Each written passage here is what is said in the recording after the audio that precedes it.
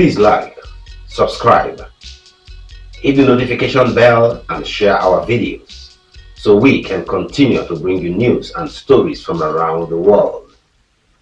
PLO Lumumba says that he wishes that Africa had nuclear weapons. He went on to say, "One Africa, one passport." And we would like you to leave us a comment and tell us what you think. And remind us that interference in Africa started with slavery. When slavery had lost its value, it graduated into colonization. And that is the context in which Berlin must be seen, when the European powers sat in Berlin and divided the continent of Africa into spheres of influence. When colonization had lost its luster through a combination of certain realities and agitation from the continent, we regained our independence. But as John Henry Clark, that great African-American, said, we regained independence by mimicking European governance systems. And he rightly says, no African country will ever succeed on the basis of those systems. After that, the neo-colonial project was instituted. And all of us will remember Kwame Nkrumah's book, Neo-Colonialism, the Last Stage of Imperialism. And he there says, the most dangerous. We are now in a neo-colonial stage when the European powers are at their most diabolical, when the Americans are at their most diabolical. And it's not lost on me that they'll be meeting in Hiroshima next week as the G7. And how do they interfere? They interfere militarily. They ensure that you in the military are trained in Sandhurst, are trained in West Point, so they affect your mind. They interfere diplomatically, sometimes through gunboat diplomacy.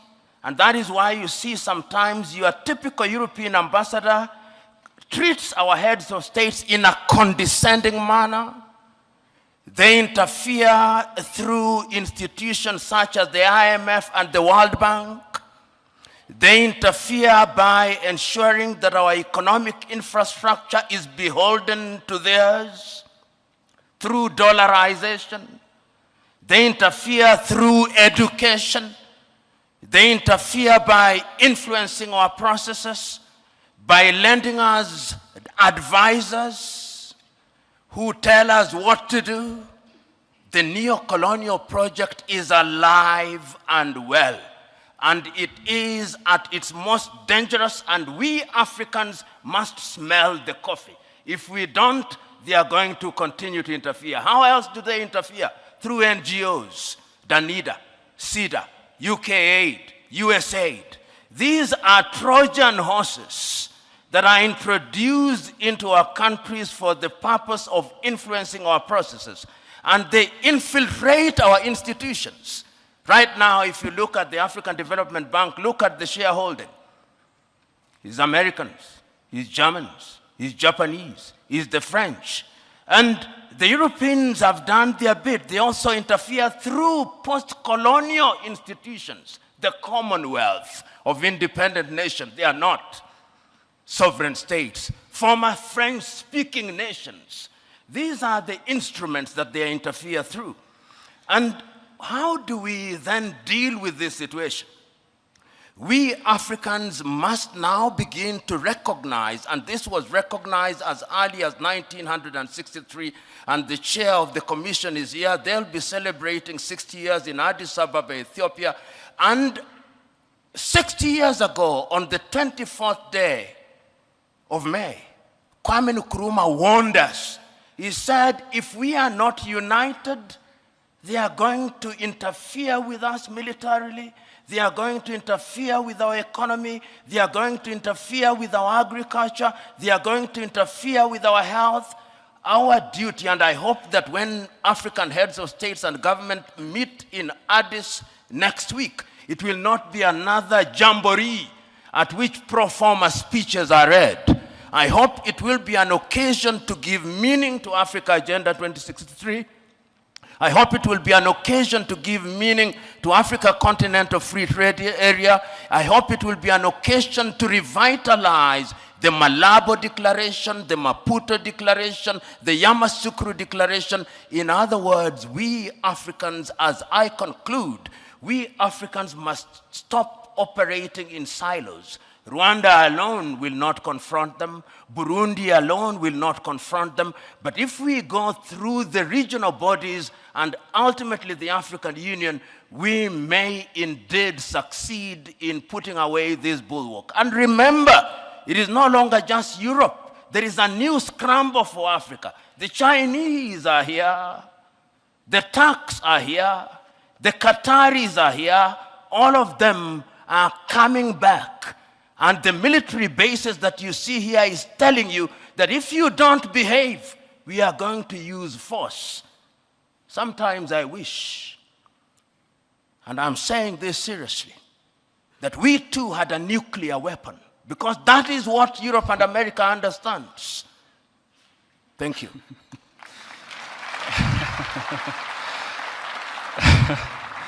I'll answer your question, but I must also respond to what I hear the minister saying. First of all, when we talk the way we do, we are not blaming anybody. The impact of European and American and Russian and Chinese interference is a raw wound. It is not something that is in the past. It is something that is happening as we speak. And therefore, when we speak to it, we are speaking to it to warn ourselves of the reality. When we speak about the Danidas and the NGOs, these are bodies whose raison d'etre is to ensure that we remain in a perpetual state of begging. That is what we are doing to warn ourselves. And we are not for 1 minute saying that we will shut ourselves out from the rest of the world. What we are saying is that we must define how we engage with the whole world. And we are saying that as individual countries, we are weak, and the rest of the world wants to operate and to deal with us in our weak state. The United States of America are dealing with Rwanda on second-hand clothing. Rwanda cannot resist them. Burundi cannot. Kenya cannot. Uganda cannot. But if we are East Africa with a population of 300 million, we can. If we are SADC, we can. If we are ECOWAS, we can. So this is what we are saying. And we are saying further that going forward, we must also recognize our internal weaknesses. And what is our weaknesses? Chinua Achebe said it very well. The problem of Africa is simply and squarely one of political leadership. The rank of many political leaders in Africa are thieves. Let's call them by their name. They are thieves. They are individuals who are not interested in the interest of this country. And as long as we continue electing such individuals into positions of power across Africa, they are going to be manipulated. What then is the responsibility of the citizenry? The responsibility of the citizenry is to make demands. The chairman here, I hope he has received the several letters that I have written to him. I've written several letters to his organization, talking about the role of the African Union in peacemaking. I wrote to the chairman only last week about the situation in Sudan, saying we must solve our own problems. And I want to see a crusading African Union, so that it's not the Americans and the Saudi Arabians who are summoning them to Jeddah. It should be in Addis Ababa. In a nutshell, Joe, what I'm saying is that we have a responsibility to ourselves, both at the leadership level and at levels of the civic society, we must be engaged in a positive manner, and we must keep on shouting without being diplomatic, because diplomacy is lulling us into a false sense of security. And lastly, I want to say this. When foreign powers come, we must always be reminded of these goodies that they bring to us. It used to be said of the Trojan War that even when the Greeks bear a gift, they do not mean well. They never mean well. And the sooner we say it, recognizing the external threat, recognizing the domestic weaknesses, the safer we are. Right now, as I conclude, there is a group of experts going around East Africa, collecting views about the constitution of East Africa. I've just written to them this morning. They are leaving Kenya. If you ask 10 Kenyans, possibly only one knows they are in Kenya. Then they will be going to Burundi. If you ask your typical African about Africa Agenda 2063 out of 10, if 2 know about Africa Agenda 2063, you'll be lucky. If you ask them about the Africa Continental Free Trade Area, 10. If 2 know, you'll be lucky. In other words, we are not doing well. And I'm going to be blunt at these functions. If you ask the chair of the African Union, who funds the African Union, possibly 60% of the budget is externally funded. He who pays the piper calls the tune. That is the reality of the world. We must begin to pay for our own things in order to be understood and to be respected. Thank you. Thank you very much indeed. I think let me give a right of reply to Chairperson to that comment about the AU funding. But before then, the good professor says he has sent some good letters with good ideas to you. Assuming he receives them or they are caught up in the bureaucracy. Thank you very much. Let me respond to the good professor's question by reminding us that the continent of Africa has tried several times to define herself in order to confront and engage.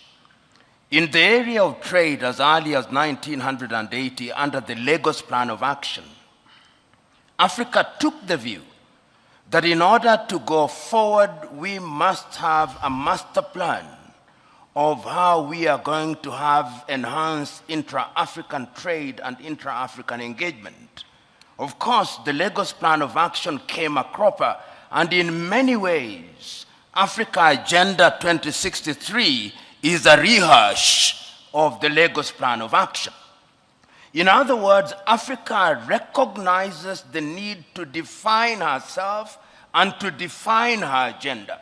And I do not begrudge nations that define themselves and their agenda. Ronald Reagan once said it, and I agreed with him, that every nation does what is in her best interest. And I have no problem with that. The problem that we have is that at critical moments in African history, we have failed to seize the moment. You will remember in 1917 at the Champaran campaign, Mahatma Gandhi told Charlie Andrews, I do not want you to participate because at this point in time, the Indians must believe that they can do it themselves. In other words, there comes a time in the history of a nation when even friends of goodwill must be told, keep aside. We want to believe that we can do it, and your help must be surreptitious and subterranean if you are a person of goodwill. And the Champaran philosophy is what we must define for ourselves. In the year 2005, the former Prime Minister of Britain, Tony Blair, put together 17 individuals in what was then called Our Common Interest. The report on the African Commission. The Prime Minister, he was then the President of the European Union, from which Britain has now left, and he was also the President of the G8 at that time before the exclusion of Russia. They produced a report. Right now, when I see the Blair Institute moving around Africa, they are implementing exactly what was in that particular report, and I have a copy of it, not for the benefit of Africa, but for the benefit of the Institute. And what they have done is to sugarcoat it and camouflage it for the purpose of hoodwinking Africa and for the purposes of creating an environment which benefits foreign companies to the detriment of the continent of Africa. So that some of these engagements are anodinal. They simply lull us into a false sense of security. Do I blame them? No. That is why I agree that we must decolonize all learning. I don't know who said it this, that if you have that the happiness of the slave is the comfort of the slave owner. And I'm saying that if Africa does not recognize this, then Africa will never recognize and realize our potential. The saying goes that if you behave like grass, goats will eat you. And many times we in the African continent behave like grass, and we are fit for eating. And that is what I'm saying, going forward in a strategic engagement such as this, it is incumbent upon the continent of Africa, and remember I said there is a new scramble, sometimes subtle, sometimes not so subtle. There was 1 month in this continent when the Russian foreign minister was here, the American foreign minister was here, the Chinese foreign minister was here, the French president was here, the Turkish president was here, within a period of 2 weeks. What were they looking for? What is in their best interest? They engaged little countries. They don't want to engage the East African community. They don't want to engage SADC. They don't want to engage ECOWAS, because when they are big, they are not manipulable. And when on the 14th and 15th days of last year, the African heads of states and government were summoned, and I use the word summoned very deliberately, to Washington, D.C. After the president had spoken to them and given them photo ops, Africa was given 60 billion, 54 countries, 60 billion. And then the American president started engaging in bilateral agreements with Burundi, with Lesotho, with Kenya. That is what we are saying, that going forward we must be conscious. And as to training, our own Ngugi wa Thiong'o, in a book called The River Between, tells his lead character Wayaki, go unto him, learn what he has taught you, but bring it home and customize it for the benefit of our people. Learning is universal and defies geography, but there is wisdom in using that learning for our benefit. And very lastly, how do we distinguish the institutional conceptual West, which is diabolical, and the individual members of those countries that actually sometimes are on our side? Institutionalized conceptual West, as articulated through government, is fundamentally diabolical. Their pretension to the contrary notwithstanding. And therefore, when we engage with them, we must have our guards up. We are capable, in my view, of discerning who is better, and that is the duty of our leadership. Our leadership doesn't do a good job out of it, and that is why the demand from the civil society, the demand from academia must remind leadership at all times, you are dining, and I'm using this as a term of art, that when you are dining with the devil, you must do so with a long spoon. Thank you. Any comments that you might have? Let us not drown ourselves in semantics. This is my view with due respect. First of all, let us remember that, and I always warn us Africans, if I was using my mother tongue to define interference, or using a Kiswahili word, what meaning would it carry? And sometimes we find ourselves prisoners of Portuguese, prisoners of French, prisoners of English, or any other colonial language which we have appropriated and which we now deploy in terms of engagement. history has demonstrated, and my good friend Kegoro said it, history has demonstrated not once, not twice, that the intentions appear to be noble in the beginning, but when they have come in like the proverbial Trojan horse, they go beyond their mandate. Show me what is happening to Libya today. Show me what is happening to the Central African Republic. Show me what is happening to Somalia today. They were all well-intentioned, and see the product. A tree shall be judged by its fruit. A mango that says it is an orange is still a mango. Thank you. The general from Uganda, let me, in my view, correct history. Correct history because the Uganda he is talking about did not exist at the time of exploration. And it is not true that what he said happened. I know, for example, that Kabarega of the Bunyoro Kitara Empire resisted the British and was exiled. It is also true that the British approach to colonization was divide and rule.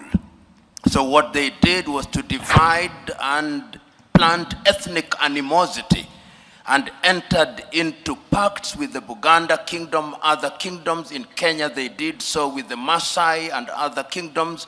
So it was a strategy. So the purported invitation was not an invitation, but people were led by their nose. People were led by their nose to believe that something good was going to happen to them. And I would urge the good general to read a book by Adekeye Adebajo, The Curse of Berlin, Africa After the Cold War. He speaks to these things in a very proper way, and in my view, that book is useful for all of us who are here. Now, to the question that I have been asked, that is, what can Africa do, particularly with foreign interference? Let us understand that the international economic architecture, as I see it, is one in which Africa did not participate, does not participate in a meaningful way. Take, for example, the Bretton Woods institution that we know about, the World Bank and the IMF, created in 1944 in Bretton Woods in New Hampshire. British economists and American economists immediately after the World War II to target the reparation of Europe through the Marshall Plan. We are grafted into it, and then we become beholden to them. So that when you hear IMF is in your country, you ought to be very worried, because the prescriptions is one size fits all. And if you doubt me, you will remember the prescriptions of the IMF during the structural adjustment in 1980s. Not a single country came out of it in a proper shape. We are not involved in that architecture. Remember also the WTO. The very first meeting of the United Nations in 1945 in San Francisco had a component of the WTO. The WTO, as we know it today, is also constructed in a manner that does not benefit us. The idea is that Africa continues to remain a producer of primary goods, and we continue to consume goods that have value addition. How then has Africa tried to react to this? There have been several initiatives. The very early initiatives were not even constructed by Africa. If you remember the African Pacific, Caribbean Pacific, the Lomé Convention, and the Cotonou Declaration, these were initiatives which were influenced from outside. It is after the failure of the Lomé Convention that Africa now said, we want to have our own, hence the Lagos Plan of Action of 1980, because Africa recognized trade within Europe is at almost 60%. Trade within North America is at anything 57%. Trade within Asia is at 50%. Trade within Latin America is at 40%. Trade within Africa, 15%. But the Lagos Plan of Action did not realize the dreams that we set for ourselves. So Africa has always identified the solution to our problems. In fact, and the president of the commission, or the chairman commission, will agree with me, if you listen to Kwame Nkrumah when he spoke on 24th day of May 1963, he said, the only way in which we are going to ensure that we survive in this hostile world is to have one government. Perhaps some said he was naive, he was too idealistic, but he could see it. He could see that the smaller we are, the weaker we are in all aspects. He said, even one army, even one foreign policy, he said. And people thought he was naive. In 2013, when we came up with Africa Agenda 2063, and I invite you to read the letter written by Nkosazana and Dlamini Zuma, from whom the president took over. She is apologizing to Kwame Nkrumah. She's saying, we wish we listened to you. So what are we doing as Africa in terms of trying to deal with this foreign interference? Having recognized these, first of all, under the REX, the East African community, you remember there was the Committee of Fast Tracking of the East African Community and East African Confederation. The first president of East Africa ought to have been sworn in 2010. It did not happen. As I'm talking to you, there is now a body that is moving around trying to create a constitution for the East African Confederacy, which is a realization that if we want to interfere, if we want to stop foreign interference and we want to engage constructively, we must have a big market, and that market will be the East African market. Hence, Kenya, Uganda, Tanzania, Rwanda, Burundi, South Sudan, and now the Democratic Republic of Congo, and the Somalis are coming in, and I'm told the Ethiopians are also contemplating. And not only in East Africa, in ECOWAS, there was even an attempt to create a currency called the ECO, which was torpedoed, as you know, by the French. And in SADC, these are ways and means of immunizing ourselves against the machinations of not only Europe, but China. China is increasingly coming into the continent. Russia is increasingly coming into the continent. Turkey is increasingly coming into the continent. Qatar is increasingly coming into the continent. The Emiratis are coming into the continent. So we are seeing all these things happening. But beyond the REX, there is also the African Union. If you read Africa Agenda 2063 and the 7 aspirations, they are designed specifically to ensure that we form a bulwark against these foreign interference. And let me correct myself if I was misunderstood. They are small nations. Let's not delude ourselves. The theory of sovereignty of nations is a fiction. Right now, we will have meeting of the G7. Why? Because they are bigger economies and we are not there. Then we will have the G20, which are slightly bigger. Then they are the smaller nations, and they met recently in Brussels. So we must distinguish the fiction of equality of nations and the reality of nations.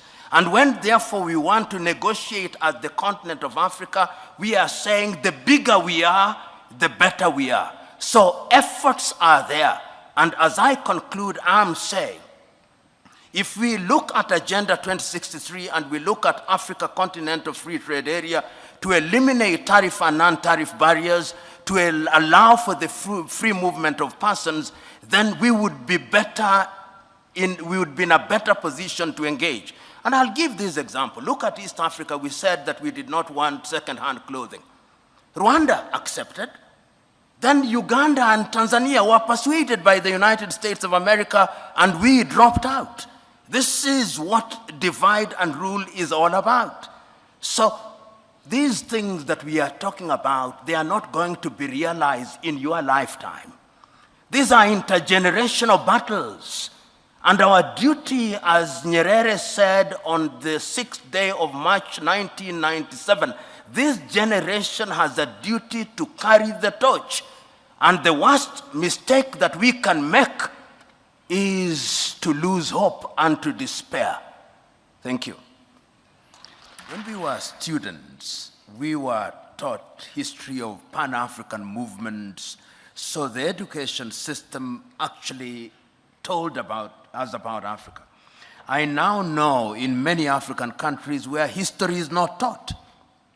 So when you stop teaching history, then you begin to see that we do not even know what is happening. And I think that one of the things that we must do is to look at our curriculum in our respective institutions of higher learning. It is only in that way that we'll begin to plant the seed of Pan-Africanism, and it is only in that way that we will educate our young people. Indeed, I dare say that if Africa Agenda 2063 and all these initiatives are going to gain traction, it is the younger generation that must, in a manner of speaking, be indoctrinated. And I'm using the word indoctrinated very, very deliberately, so that they can identify with this struggle for Pan-Africanism. And I think that that is very important going forward, so that forums such as this, and you remember earlier, and then I stopped when I said that I hope the meeting on the next week in the Pan-African, in Addis Ababa, Ethiopia, will not be just pro forma. It will be a meeting at which the heads of states and the Council of Ministers raise critical issues with a clear plan of action, so that the Secretariat has things to cascade to the people for purposes of consumption, so that we can begin to see milestones as we move towards fulfilling the Pan-African dream. I want to stop there so that others may also enrich the debate. Please like, subscribe, hit the notification bell and share our videos so we can continue to bring you news and stories from around the world.